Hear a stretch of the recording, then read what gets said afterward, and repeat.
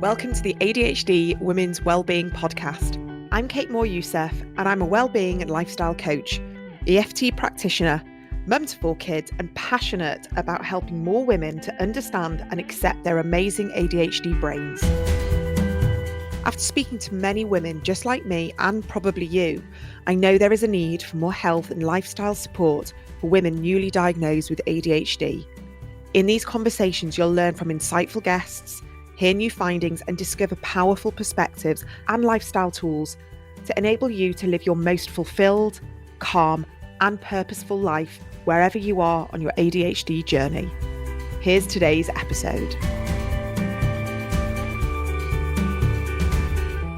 I'm delighted to announce that the ADHD Women's Wellbeing Podcast is now being sponsored by theherbtender.com. And as we all know, modern life can feel pressurized, and at any one time, our bodies are dealing with a range of stress factors that could be physical, mental, emotional, biological, or environmental, and even more so with ADHD. So these supplements have been designed with ADHD in mind due to one of the co-founders being diagnosed later on in life. And the Herb Tender offers a range of different supplements, all formulated with adaptogens and functional mushrooms to help manage the stresses of modern day living, enabling us to live a healthier, calmer, and more focused life. Now, adaptogens may sound like a bit of a buzzword at the moment, but what they do is powerful.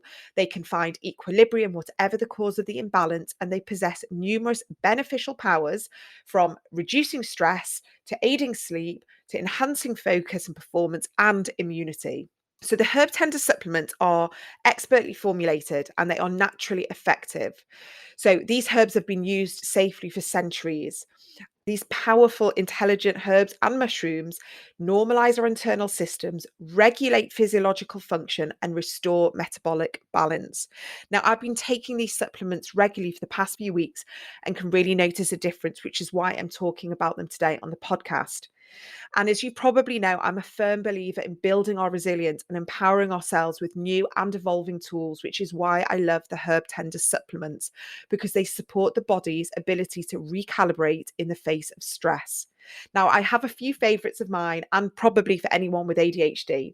These ones include the Focus and Clarity supplement, which has obvious benefits for our ADHD brains, taken during the day. So whenever you need to get your head down and focus, I would take these about an hour before, and they are fantastic. And there's another one called the Calm and Collected, which is amazing. I take this at the end of the day, sort of winding down in the evening, when we sort of just need to make that shift, that we don't have to be productive anymore. It helps manage our anxiety and contributes to better sleep, and even helps us wake up feeling calmer in the morning. So the Herb Tender are kindly offering my UK listeners a 1-week trial pouch of either the Calm and Collected or the Focus and Clarity. So all you have to do is pay for the shipping. So this is a great opportunity to try before you properly buy. And I do apologize as this is only at the moment for my UK listeners. So we've created a link for each product. Just head to the show notes and you will find a link to getting the Focus and Clarity and the Calm and Collected supplements for free, with just the postage that needs paying. And if you are interested in learning more about the different supplements, head to the-herbtender.com. Now on to the podcast.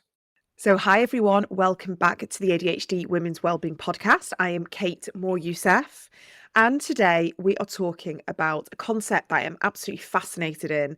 And we have Gemma Mercer here, who is a transformation coach for mothers. She is a Matrescence educator, and she's based here in Wetherby in the UK. Now, she is coaching women individually and in the workplace, helping them merge their ambitions, roles, and responsibilities when juggling family life. And I'm just delighted to have you here, Gemma, and excited to sort of delve into this terminology that I'm not familiar with sort of officially, but I'm sure sort of my work, my life, and everything has been based around this. So welcome to the podcast. Oh, thank you. Thank you so much for having me. It's a true pleasure, because you have been a massive part of my ADHD discovery, I guess, and where I'm up to in life at the moment. So I'm really pleased to be here. So thank you. Oh, well, Gemma, tell me a little bit about, I mean, we'll get onto your sort of ADHD journey in a little while, but this terminology, if someone's sort of saying, what does she just say? It's matrescence, isn't it? Have I pronounced it correctly? Have, and so many people say that to me. They're like, please, before we get any further, can we just talk about the fact that I've never heard this word and saying it properly? Yes, you have said it properly. I pronounce it matrescence. Matrescence is a word that I am on this mammoth mission at the moment to try and give every mother, every woman, every mother the opportunity to understand. And so few are even aware it exists, if I'm honest. So if I start with the sort of definition and then I'll move into why I think it's important, really. So matrescence in its essence was first coined in the 70s. It is a term that means the transformation or becoming of a mother. And within that, it is this radical identity shift. So I'm sure any of the women listening who are mothers, and you're nodding already, being a mum impacts us so much more than physically or hormonally. It impacts us from a social perspective, it impacts us physically, hormonally, emotionally, spiritually, every single aspect of who we are and who we've always been prior to.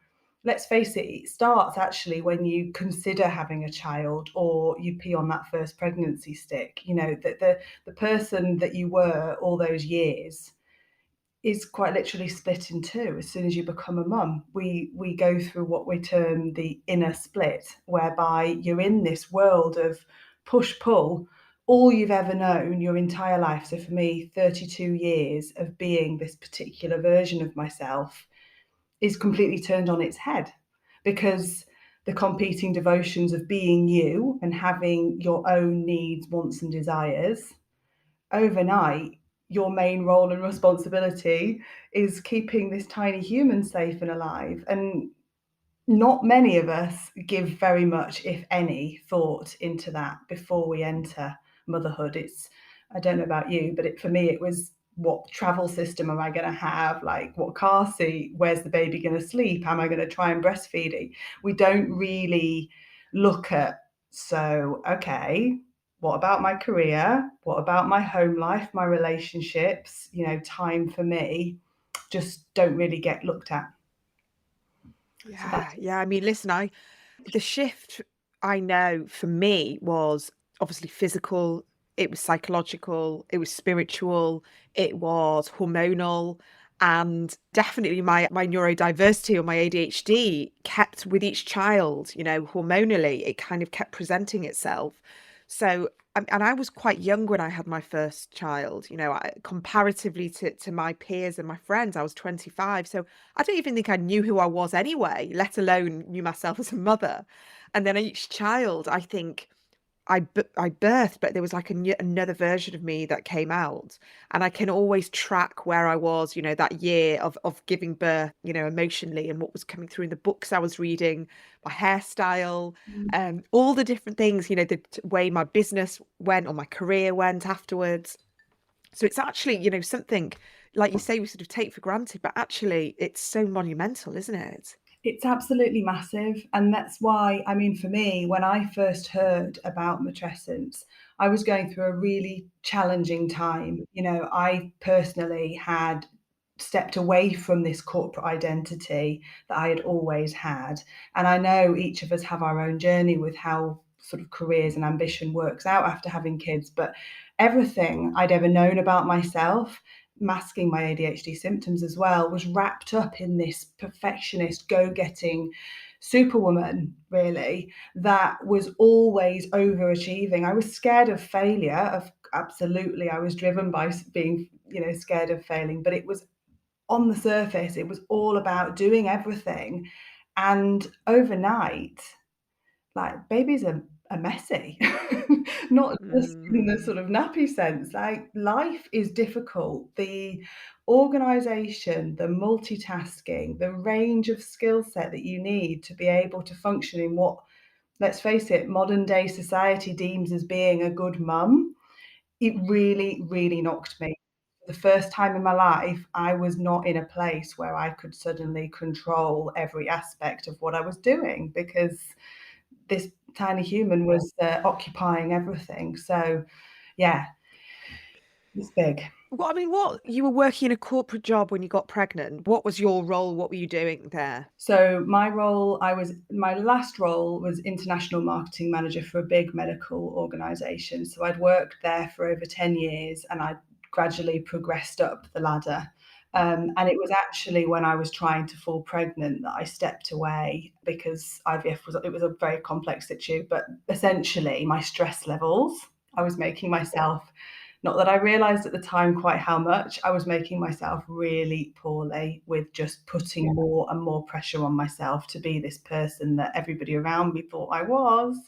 Um, and ultimately, fertility was becoming challenged as a result. And the doctors did say to me, like, until you de-stress, there is nothing medically wrong with you, but until you find a way of slowing yourself down, IVF is really what we're looking at. So I was in a very privileged position that my husband looked at me and said, right, hair falling out is not a good look for you. Like, we need to do something. And I stepped away then, fell pregnant within 3 months. I mean, my IVF drugs arrived and my period didn't, like bonkers.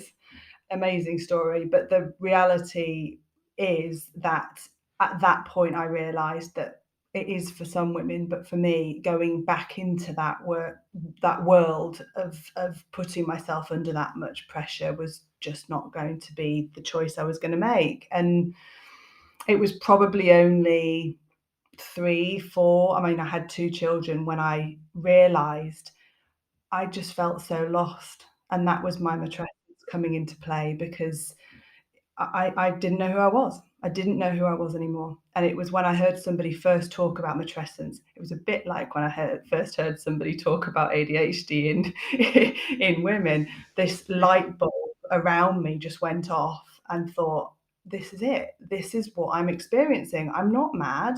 I'm not the only one that's finding this difficult. I am changed as a result of being this person. And of course, that is completely unsettling for me. And I'm not supposed to know what to do. I'm not supposed to have all the answers. So, yeah, went down in true ADHD fashion, went down this warren of exploration, learning all about it, and now coaching it. Wow. So I mean, it is fascinating because it's this identity shift, isn't it? This unknown, and no one tells you. No one really sort of, because I think maybe it's this gradual, or maybe we don't understand it, or there's not, like you say, there's not been a word for us to talk about.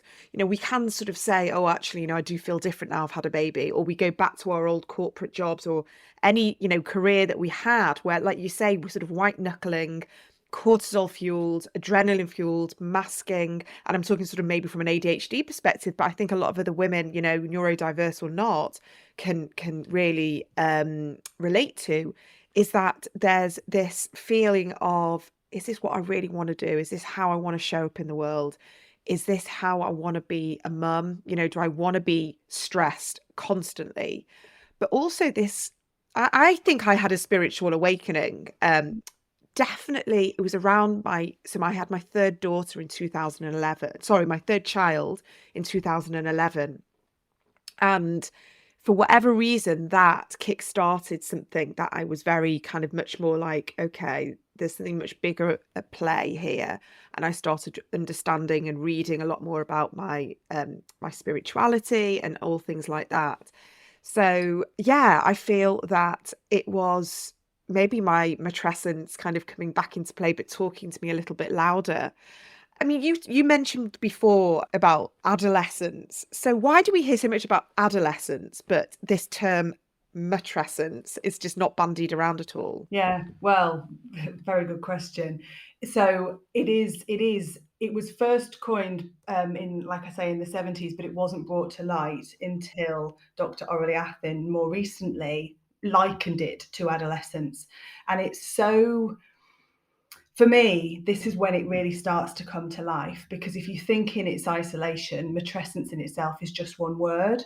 But if you look at it through the lens of like adolescence, that's when we start to be able to use it to see ourselves exactly as you've just said, through this new lens of being able to see yourself through the kindness, because just like an adolescence does, You know, we don't beat a child or not beat a child over the head with all these expectations because they don't know what they're doing from becoming a child to a teenager. We give them grace. We give them space to work out what they're looking for in life, what their ambitions are. We slowly give them this new expectation around us, and the world starts to see them differently and let them discover themselves differently. And that's no different for a woman moving into motherhood. She's not supposed to wake up one day like an 18-year-old would, oh, fully ready to polish their shoes and iron their shirt and get out to work. She doesn't have that experience to go on. So that's when it starts to bring this into actually something useful. And as I said, Dr. Orly Athens, she talked about it like it was words create worlds. So no longer is matrescence just a word.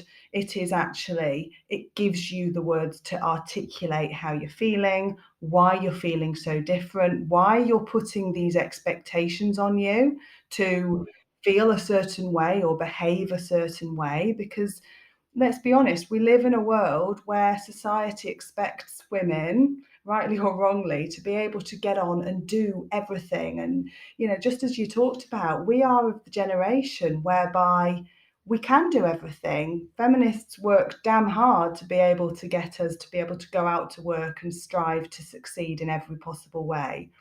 But somewhere along the line, somebody has to be the primary carer, and most of the time that falls in the land of being the female. So it is a really interesting internalization of pressure that we find ourselves in, because if you think to yourself what being a good mum looks like, and then you compare that to being a successful woman, well, those two archetypes completely contradict one another. So the woman is left silencing her own needs, pushing down her own feelings, and to make sure that she is being agreeable to what society expects. And so what do? We just push harder. We just keep going, putting ourselves under more pressure. And that's, you know, to put a full loop to my story, that is why I found it so unsettling, because as I say, I'd managed to mask my challenges up until that point, but it was only then where I wasn't able to do it perfectly.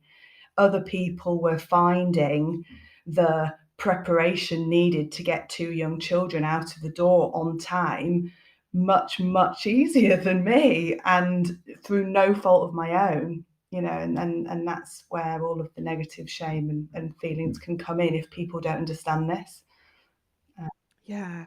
So, I mean, you're sort of alluding to ADHD here, and for sure, you know, I hear this all the time, at least myself included, that from a hormone perspective, it definitely brought it to the surface. Whereas before, I did always notice it was there, but it was potentially not as I don't know, maybe it wasn't as challenging for me.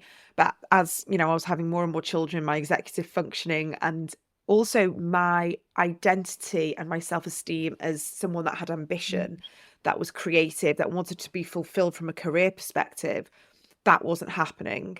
And that's also very difficult because, you know, being at home all the time with a child, and you've got lots of, you know, things going on in your head, and you want to be able to put things out in the world, and you're feeling stifled. And I know you mentioned about archetypes. um First, let's go.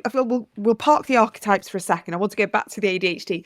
So when did you start realizing that actually ADHD has been there for you for a long time? And I know you talked to you'd have gone to the doctor, and there's a waiting list. Mhm. Tell me a little bit about the realization of the ADHD for you, and how that has helped inform you on this journey, you know, helping other women.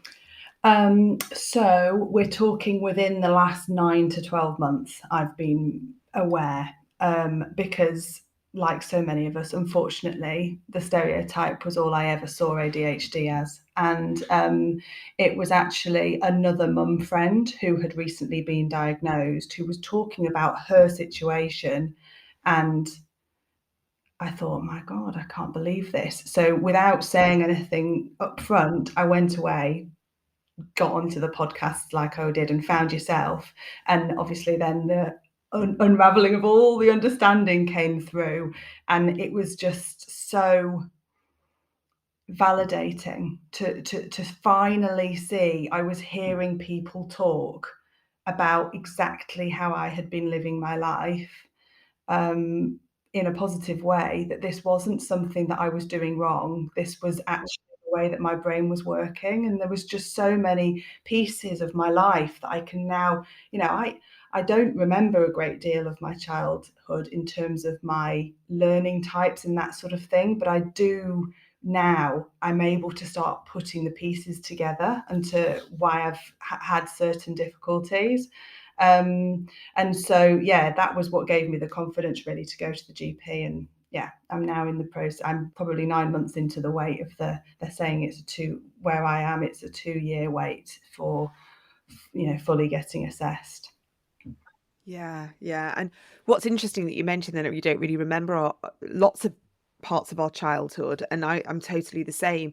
But what's happened is that as my kids have got older and I'm seeing how they study, how they revise, what they're struggling with, I'm getting like flashbacks. Really, like I've got one daughter who is doing her GCSEs next year, and she's sort of first year GCSEs, and she's really struggling with some of the sciences and the maths, memory retention, understanding it, breaking it down, concentrating.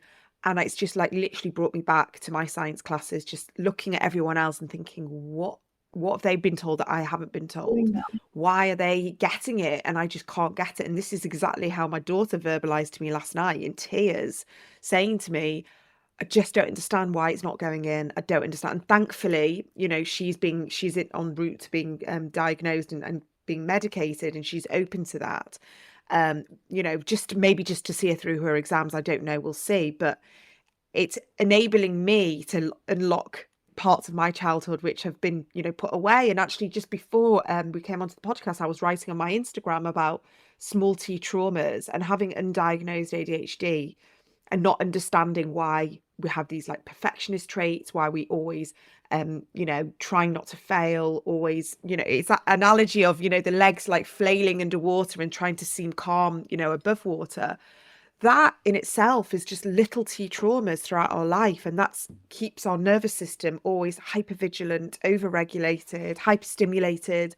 And this is when we get that recognition of how ADHD is shown up in different ways. It's like, oh my goodness. But I think when we have our kids and then we go through all of that and we recognize, oh, look at all the other mums getting out the house and they're not sweating and they're not, racing into like a mother and baby class 10 minutes late and with a baby crying and getting a bottle out that's not been prepared and all things. Like I used to just be like that. I used to just sort of flap around in a frenzy, and other mums would just always be, it would just be easier.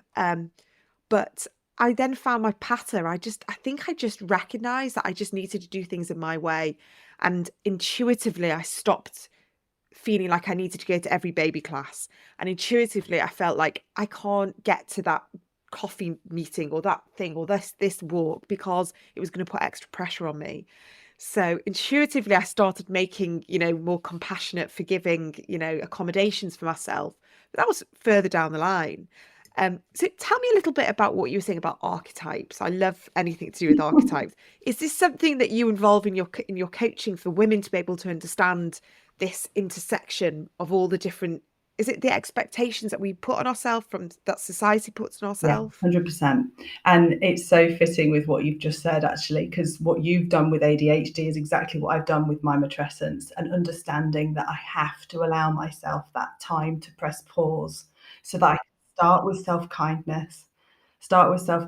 And that comes back to, like I talked about with the adolescents, we're not supposed to know exactly how this is going to work out for us. We're not supposed to feel a certain way all the time. It's okay to have we're humans. We are allowed to feel and think different things at any one time. So feeling that frustration of hitting that maternal wall again because you haven't managed to get out and do the thing that you put your mind to, that you have this aspiration to be able to do.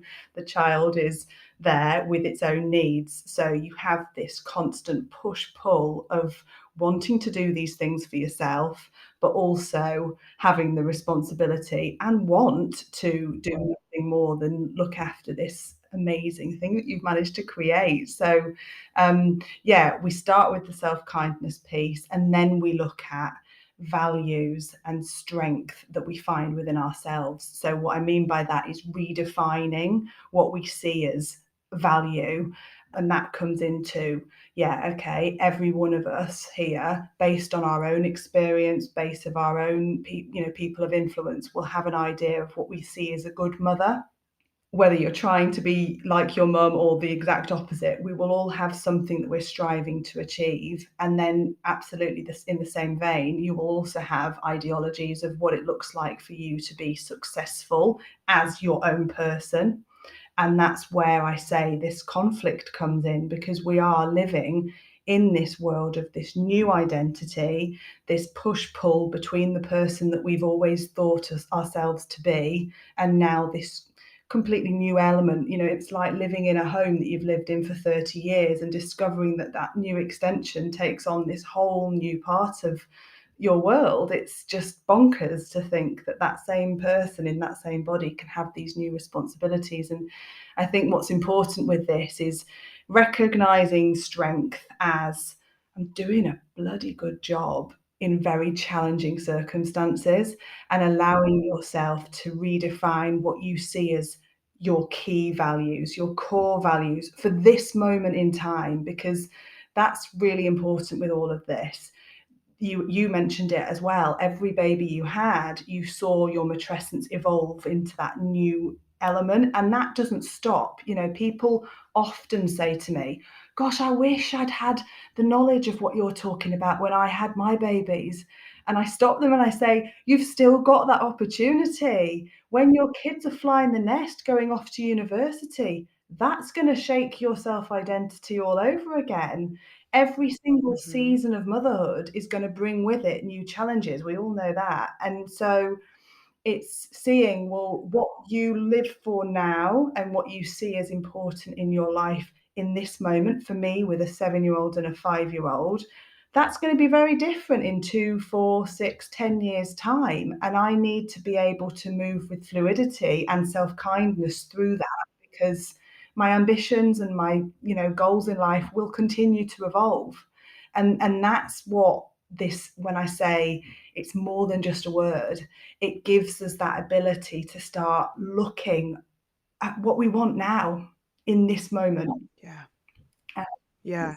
I mean, it's interesting because the podcast that I did before this was called The Ambitious Mum. And it was literally, I mean, I clearly was trying to maybe articulate all of this, but I didn't have the word for matrescence. And the podcast was 100% of me navigating being a mum with all the ambitions and all the purpose and the things that I wanted to do, and that the butting of the heads of wanting to be a good mum and wanting to really kind of like step into that place, but also like, what about us as a person who wants to do the things with their career, or wants to maybe learn more about themselves, evolve, lean more into like all the spirituality and all the different things. And a lot of the conversations we had were sort of based on self-kindness, forgiveness, awareness, recognizing perhaps that we have these tools within us, but it's kind of like peeling away layers as well. I think sometimes, we do evolve 100% as mums. We do, when we learn things about ourselves. But also I wonder if there's a level of it being like layers being shedded, and we're getting to the more authentic version of ourselves. Because before we have kids, I do think our priorities are very different, and we see life as a much more sort of materialistic, surface, level perspective.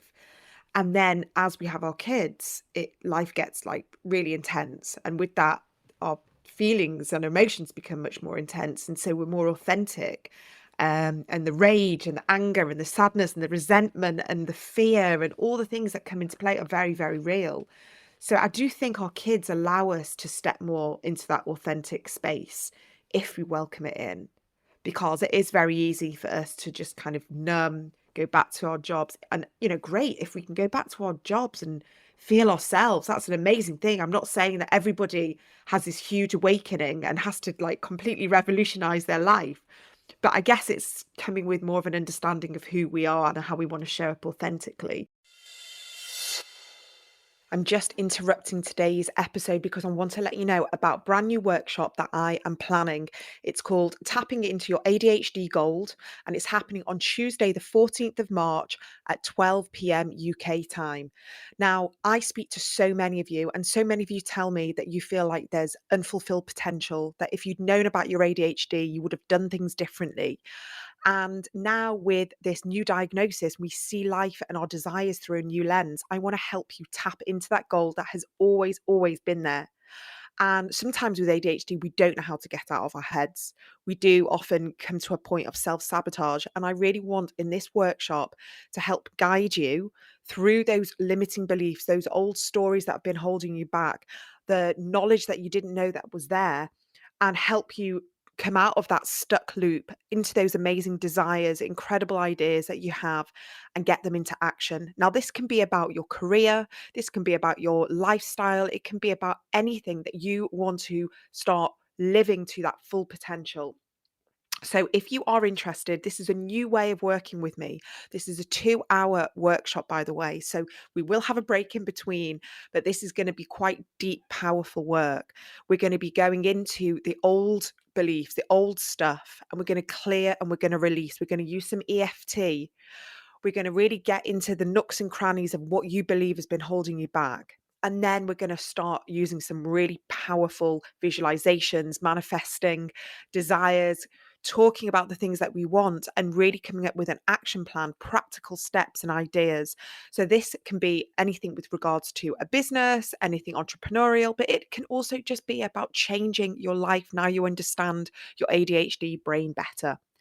And included in this price, I'm offering an accountability live group session with me the week after.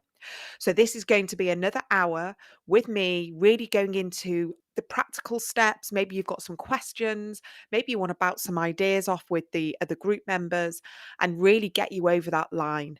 So it's called Tapping Into Your Gold. It's on the 14th of March. It's 12 till 2. And then the week later, it's just going to be an hour. So that's 3 hours with me. Go onto my website, adhdwomenswellbeing.co.uk, or head to the show notes and all the details are there. I do keep coming back to career because you probably find this with a lot of your clients, that do they have this almost a revelation that they're in the wrong career, or their purpose has changed, or they want to fulfill themselves? Do you find that that they come to you and they're like, I don't want to go back to who I was before? Absolutely. So it's Yeah. fascinating. It's almost like there is this, obviously we're always on a spectrum with any of these things, but there is definitely a proportion of women who quite literally will do anything to get back to where they once were, and they will keep pushing and they will keep pushing and they will keep striving to be exactly the same as they once were. And so they will come to me saying, I'm burning out, quite frankly. Like, this is too much. I really hold myself with such high expectations to continue doing exactly what I've always done. And we work together to just say, right, okay, let's slow down, and we can still do all of those things, but maybe let's just try to modify things slightly so that you can make allowances for everything else in life that's going on for you right now. And then there's the other end of the spectrum where people are in a position where they've chosen to step back from that ambition or career, or absolutely want to change into doing something else, but they don't quite know what that looks like. So a lot of the women I come to, we talk about, right, let's find your spark again. Let's go right back to basics. You're a mum, that's wonderful. You love being with your kids. You feel very privileged to be able to do that on a daily basis. But it's okay that you're also feeling quite a lot of resentment build up because you don't know, well, you don't do anything for you anymore. So we work with those mums to go right back to what brings you joy, like you, not just being mum, you. And so yeah, there's definitely a big variance in where people sit on that, but for sure there's not and for sure, it's not just what you immediately think you're going to be. I think we can all relate to that. Once you've had a baby, things do change, and you might feel very differently about what you want out of life. And so that is essentially, I mean, that is a lot of what I say to clients on the daily is let's redefine it. If you could have exactly where you want, if you could have what you want right now, let's try and find a way to get you that balance, essentially. It is it. Yeah. And sometimes it's hard to even visualize that because I think as women, in our generation of, I'm going to 30s, 40s, maybe sort of like 50s, that where we've been told, get a good education, go to university, get a good job, you can do it all, you can have it all, and the feminism and all of that. And it is amazing, but we're still in a position of this sort of patriarchal society where the big bosses are still probably the men, and they don't want women, who are going to be bearing children at the helm and then asking for like 4 days and asking to leave at 4 o'clock, and then they've got to go to the sports day, and then there's something. It's just ridiculous that women are expected to operate as men if you are in these corporate situations, unless you've got fantastic bosses and a great team and an understanding team. But if you're working in those conditions where you're like, well, you wanted to be here, so step up to the job, and then you want to still be, lean into that femininity and that maternal instinct, and you want to be around for your kids, and we haven't figured it out yet, and women are burning out, and mothers can't have what they want, and they can't fulfill themselves because they just and it scares me because what do we do then? Oh, we have to take a massive salary cut. We, maybe work in an industry that is, we're over educated, we're overqualified. Mm. It's hard, isn't It's it? big, and it's so interesting that you've highlighted that, because I do a lot of work in the workplace now.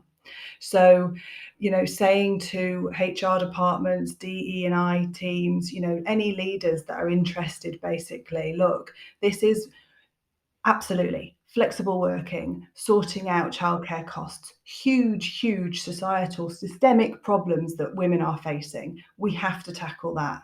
But what you can be doing from a grassroots level in your organization is actually talking to the woman about how she is feeling now, validating that it's hard what she's trying to achieve, and allow her that grace to within herself to look at it from a holistic point of view. So she's going to come to work. She probably won't be able to make that 9 o'clock Zoom call because guess what? Somebody's got to drop the kids off at school. And so we can make such subtle nuances in an environment without having to make radical cuts to working hours, just subtle flexibilities here that will enable workplaces to make these women feel like they're still able to do all of the things that they want to do. Because that's a big part of what I see as well, is that women don't necessarily want to have the lean out of opportunity,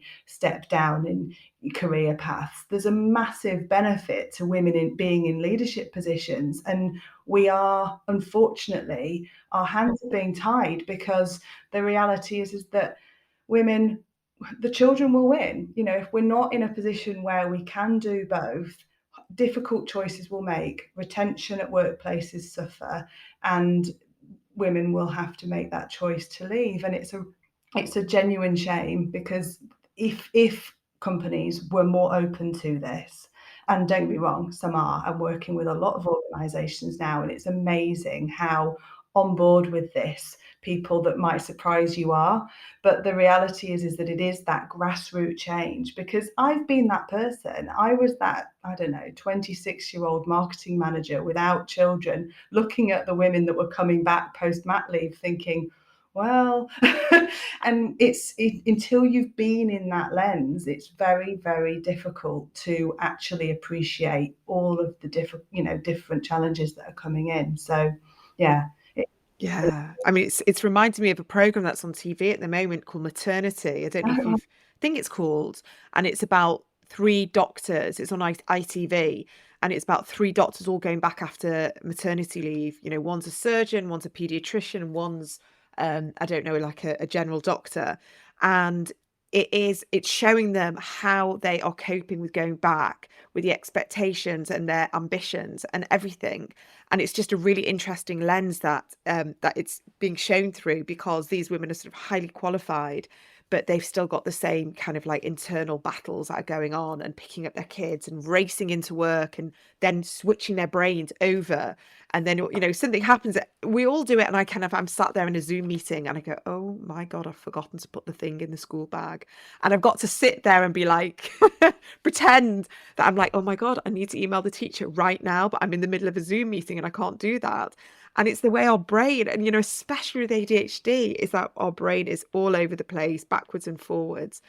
And, you know, you talked about burnout and working in the workplace and speaking to all different people, but the diversity and inclusion as well, with regards to understanding neurodivergent women in the workplace, neurodivergent mums who are coming back from mat leave, who are feeling even more overwhelmed and even more burnt out, and do need these accommodations, do need more help and support. And yes, that's another financial drain on a business, but the I think it outweighs so much, because if you have got a boss that is understanding and compassionate, imagine what that employee is going to do. They are going to want to work, they're going to want to be loyal, they're going to want to put their heart and soul into that That's business, it.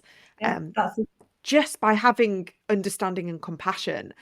And it just makes so much sense, doesn't it? But it's all about education. And that is you know, what I'm talking to businesses about, is saying to them, look, you know, for this short period of time, like I talked about earlier, you know, these different seasons of motherhood, this time in it when they are first coming back, in those first few years, maybe before the child goes to school, you know, we're talking about this logistical challenge like no other.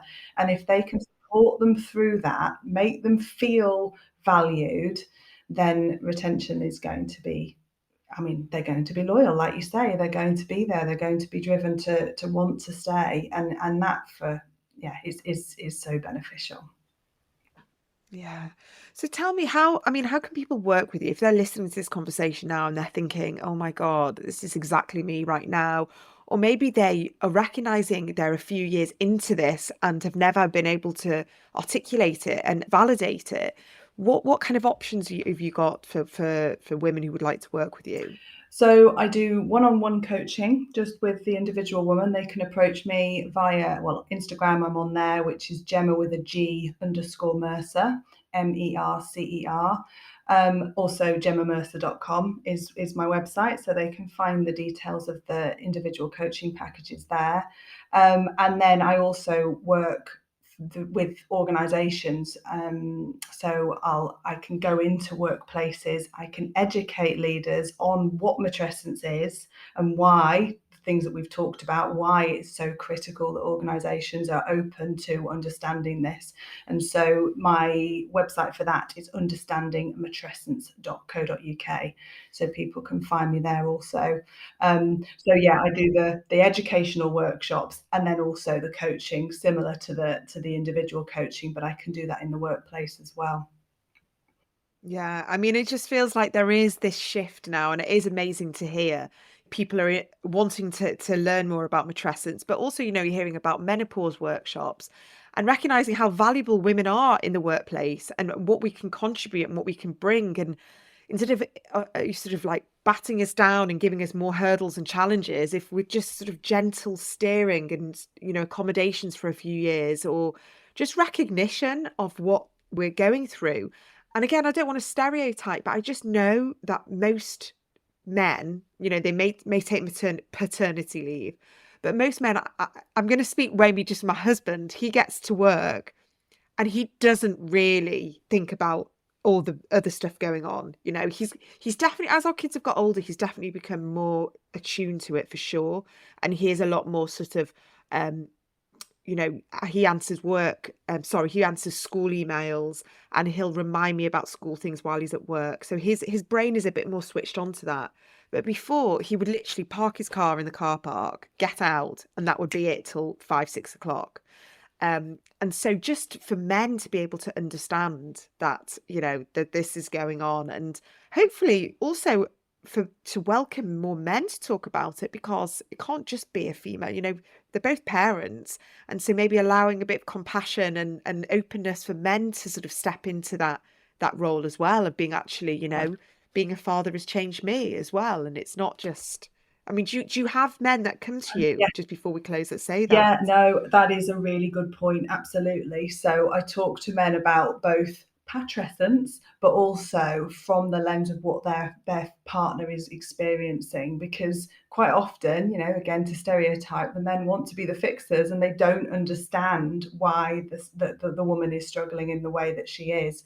And so absolutely, I've worked with men also about the transition that they're experiencing, because yes, of course, it does also impact them, probably not to the degree that it does a woman, but also supporting them so that they can help in the household more. They can be more aware of the things that are going on from her perspective.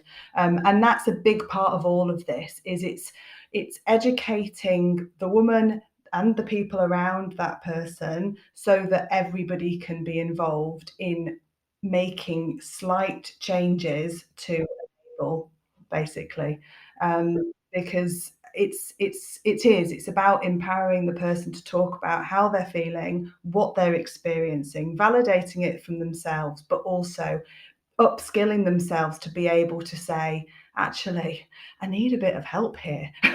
And there are simple things that you could be doing that could make my life more streamlined or more easy. So it's a big part of it too. Oh, well, Gemma, thank you so much. And listen, good luck with your ADHD journey as well. And I think, obviously you've got a great understanding, but as you learn more about it, to have that neurodivergent lens for you to be able to go into businesses and be able to sort of talk about matrescence alongside neurodiversity is going to be so powerful. And I think you're going to be doing great work. So good luck with that. Thank you very much. Thank you for having me also. It's been a real pleasure. Thank you so much for joining me on today's episode. I hope you found what you were looking for in this conversation, and it's helped guide you towards some further self-healing, self-exploration, and most importantly, self-acceptance. And if you have enjoyed this conversation and would like to experience more of my work, such as access to exclusive live workshops and opportunities for group coaching sessions, connecting with other like-minded women, and a general feeling of belonging, please come and check out my monthly membership, the ADHD Women's Wellbeing Collective. I've made it as affordable as possible, and I offer you lots of resources and opportunities for connection and support from other women all around the world being diagnosed with ADHD later on in life. I'd absolutely love to see you there. All the details are in this episode's show notes or on my website, adhdwomenswellbeing.co.uk. See you in the next episode.